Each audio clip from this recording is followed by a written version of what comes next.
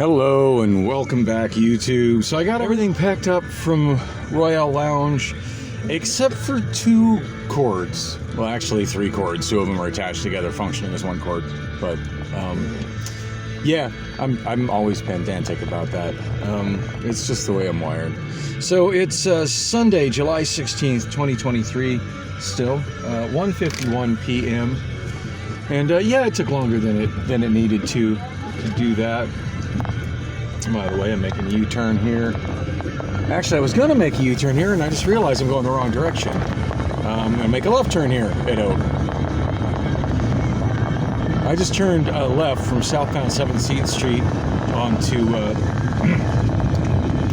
onto eastbound Oak Street because as I mentioned before, I used to live in this neighborhood.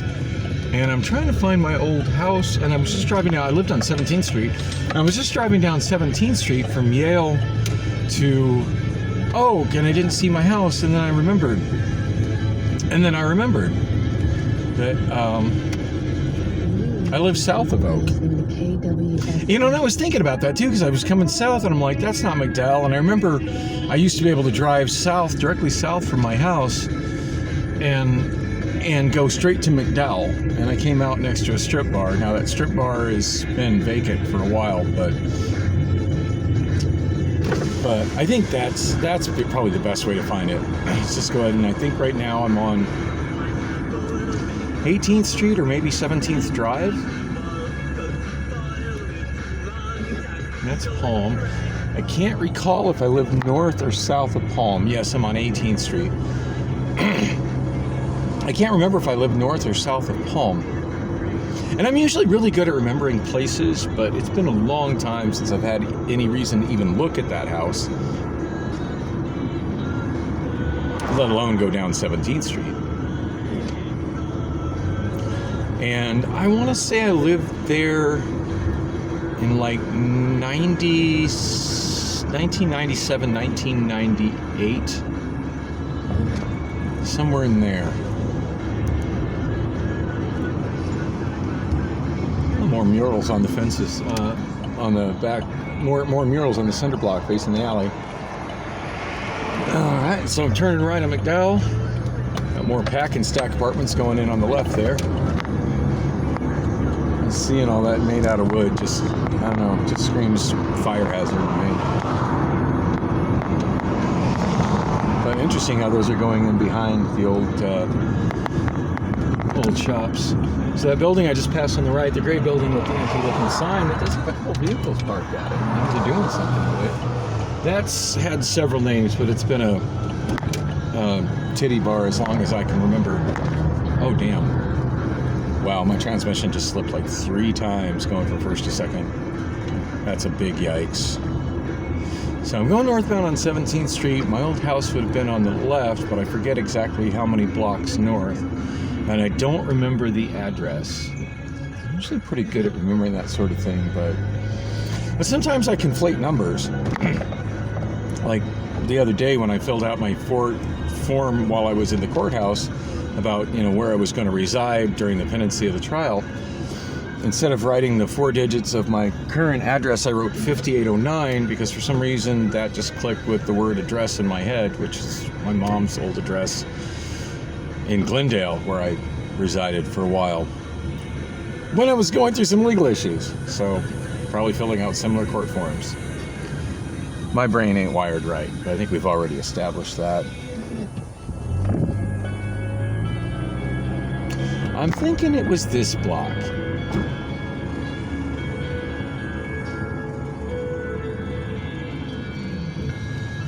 Now there's a good chance the house might not still be there, because it was a tiny little modular house and super dumpy, and I could certainly see the property owner wanting to do something better with the property.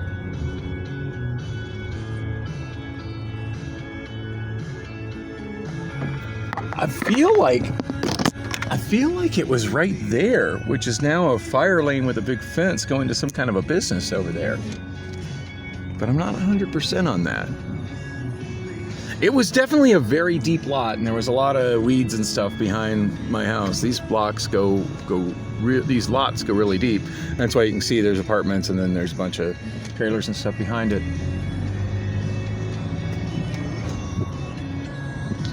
I definitely did not see the house. I'm thinking it's that spot that says fire lane. They might have just straight up got rid of the house.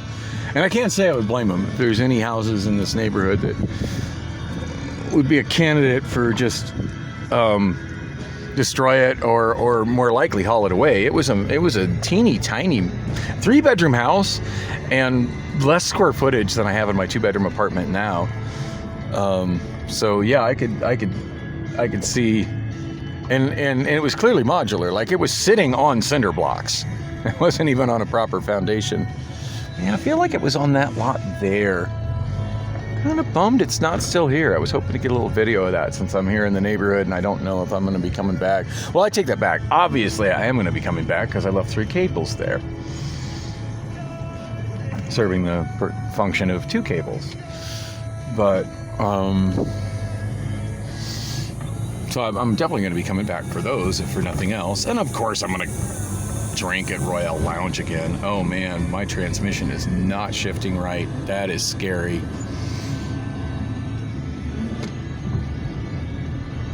Yeah, I'm pretty confident it was right there where that, in what's now a fire lane. So I would imagine whoever owned that property, my former landlord, probably made a deal. And interesting that property is worth more just literally as a fire lane to the property behind it than it is with a rental house on it. Is saying that's a good testament to how kind of mediocre this part of the neighborhood is, and also how undesirable that house was. Kind of sad it's gone though. It was a really fun chapter of my life, where I lived with what were at the time my 2 best friends, Wes, whom I've talked about before, who died many years ago from multiple sclerosis, and I'm drawing a blank at the name of my other friend I was living with. Wes was a little younger than me. The other guy was a little older than me. Actually, he was maybe about 10 years older than me. Man, I can't remember his name to save my life. Anyway, we were all cab drivers, or former cab drivers.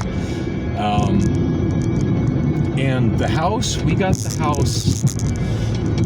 So we were all looking for a house together, all 3 of us. Wes I had known for many years, and I've gone off at length explaining how I know Wes, and you're gonna have to find another one of those vlogs. I don't have time on this drive to go off on that.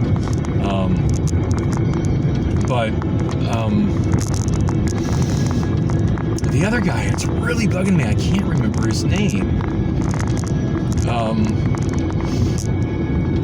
I met him,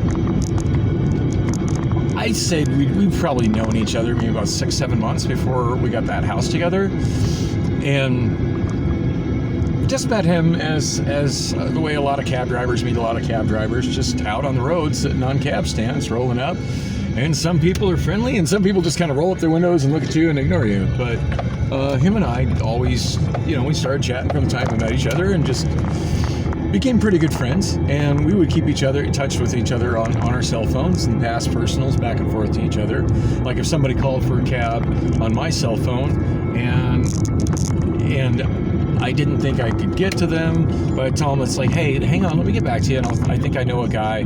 By this time, cell phone airtime was cheap enough to do this sort of thing. Because when I first started doing cell phones and cabs at 40 cents a minute, it wasn't cost effective to do that sort of thing. But by then I was on Sprint PCS, and it was it wasn't unlimited. That was before it was unlimited, but I think it was like first minute was free, and it was like 10 cents a minute. So while that sounds astronomical for mobile phone service now, it was hella cheap compared to the 40 cents a minute for each and every minute, even if you're only on the phone for a couple of seconds, that I was paying prior to that. So anyway, yeah, I generally try to touch base on where he was, and I kind of knew where he would hang out. And he kind of knew like where I would hang out. And anyway, we'd pass each other other fares and just, cab driver buddy type stuff. Did you see that guy running the red light? That guy was running the red light coming right at me. I hope the video caught that. I'm glad he realized that that he didn't have a green light before he hit me, but he was coming right at me. Oh man, it is so hot in here. So, bugging me, Chuck, I think his name was Chuck. Not 100% on that, but I'm thinking his name was Chuck. And the more I talk about him, the more it unlocks the memories. So, anyway, yeah, him and I have been talking for a while about getting a place together, and then it seems like around that time I had found my friend Wes. I had lost touch with him, and I found him, and he was literally homeless and couldn't walk, and had a cane and constantly collapsed. And yeah, the phone cut me off. It overheated, which is pretty predictable. Yeah, that's what Obamaphone 3 does when it's, God, how hot is it today at 2:10 p.m.? Let me open up the iPhone and look real quick. 110. Yeah, things don't work really good. Electronics don't work really good in 110 degree heat, especially when they're up in the window and in the sun. So I stopped here. I'm behind the bar formerly known as the Break Room, which is now an Ethiopian restaurant underneath some giant shade trees that provide a little bit of shade. It's not making it any cooler. I'm baking out here, but I noticed. Anyway, I opened up the phone just to try to figure out where in my monologue the phone overheated and cut me off. And now I know, so I won't be completely redundant when I try to get back to where I was before the phone cut off. But I noticed that as soon as I got on the Loop 202, that it was kind of hard to hear me due to the staticky noise that I get when the phone is in the, which I don't know exactly what causes that, but I'm assuming vibrations when the phone is in the phone holder in the car. And it was just excessive on Loop 202. That stretch of Loop 202, the surface is pretty rough. I'm thinking they did it with the what they call the quiet pavement coating, which I don't think ADOT uses anymore. It was made out of shredded old tires and was very effective, but it didn't, come to find out, it didn't have the longevity that ADOT was hoping it would have, and it's turned out to be cost prohibitive to keep retreating the freeways with it, which is sad because it really did cause a good reduction in traffic noise and freeway noise and ambient noise outside, adjacent to freeways and on freeways. But I guess ADOT decided that it wasn't worth the money being spent on it, and now they're trying to find the money to get rid of it all. And I'm thinking that's what's there on the 202. And the stretches where they haven't got rid of it are all pretty rough. Because, yeah, I mean, I see that noise and the vibration on a lot of my videos, but it was really excessive right before I got cut off. So I'm trying something kind of silly and different to address that problem. But I took one of my work gloves from HelloFresh that was a little small for me, one of these style gloves, and I wrapped the phone with it and then put the phone in the phone mount. Hey, sometimes silly solutions like that work, so let's see how this goes. I was just headed straight home, but I decided, since it is the middle of the afternoon, that I should go over to, and since I'm over here and I have the time and I'm awake, that I should go over to Newtown and see if Michael is there, since he never responded to my text message.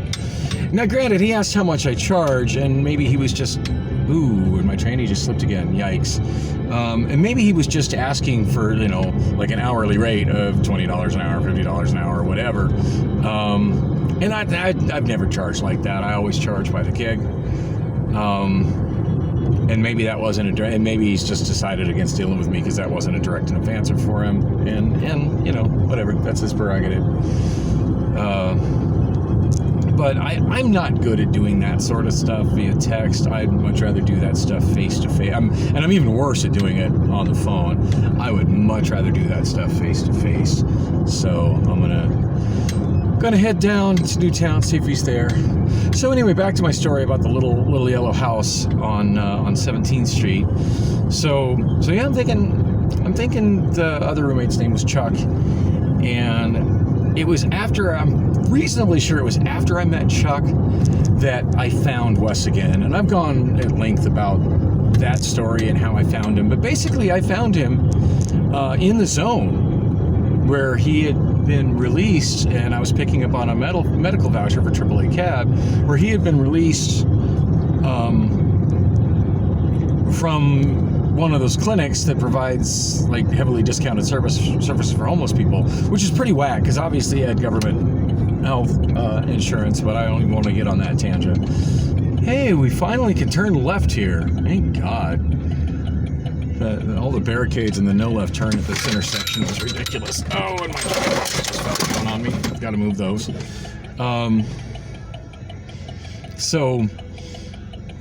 So anyway, at this point, Wes is a former cab driver, and all three of us were extreme potheads at the time. So yeah, when Chuck got to meet Wes, I mean, they immediately clicked. I mean, all three of us were just very, very similar. We're all long-haired, freaky people who like smoking pot and listening to rock music and driving cabs.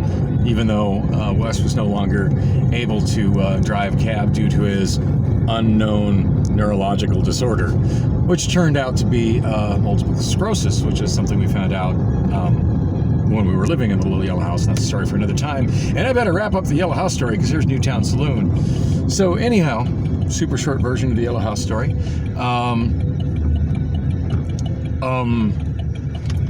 My living arrangement was not particularly good.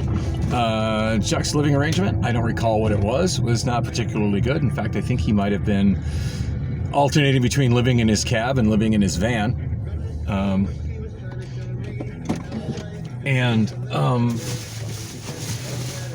damn, I put my subwoofer on top of my sun shield. Of course, in this heat, a lot of times it doesn't stay up, but I'm going to at least try. So all three of us were kind of making efforts at looking, this is before you looked for rentals on the internet. And we were all looking through various want ads and different ad papers, from the Arizona Republic to the, oh shit, I'm missing two phones. That's not good. Ah, there they are. Slipped into the space between the center console and the seat. Oh my lord, it is hot in here. Well,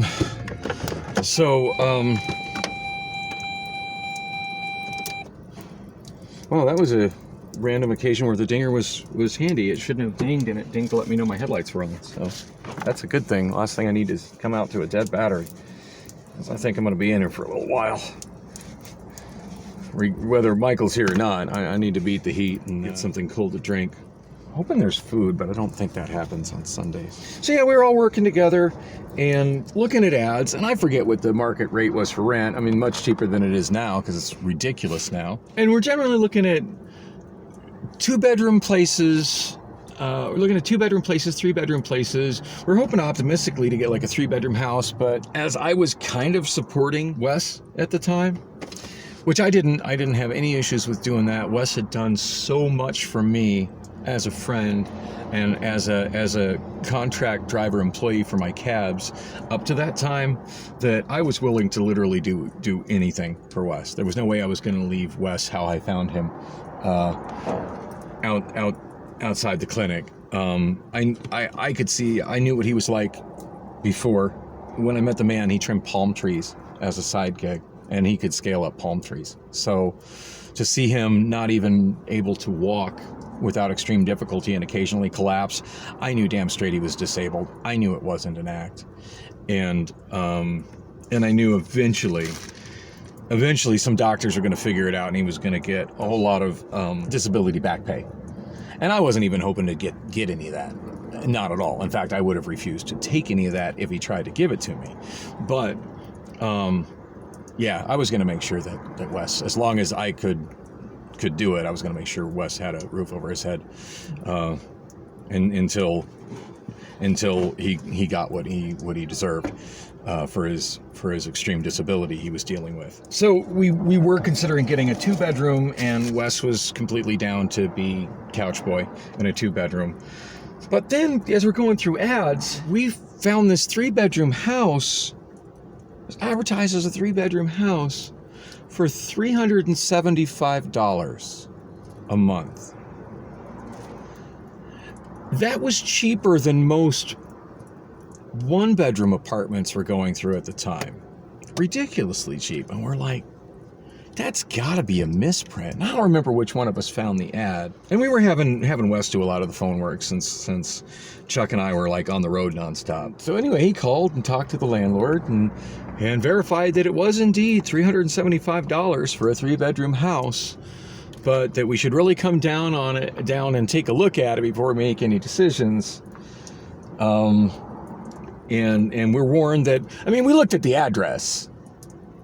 1900 block of North 17th Street. We were well aware that was in the hood. But Chuck and I, our primary concern as cab drivers was being freeway close. And you can't ask for a more freeway close location than that. We could go north and use that Cambridge entrance to get on the southbound 51 or the mini stack, or we could cut over to 16th Street, go west. And we had so many options. Just get on freeways as cab drivers. Like literally anytime anybody called, if we were chilling at home and called for a personal cab, it was rare that it was more than 15 minutes away if we hopped in the cab. We'll be there at 20, you know. So that was our primary thing, was location for us as cab drivers. So location was perfect by us. Now, granted, a lot of people would not want to live in that neighborhood. We were all about it.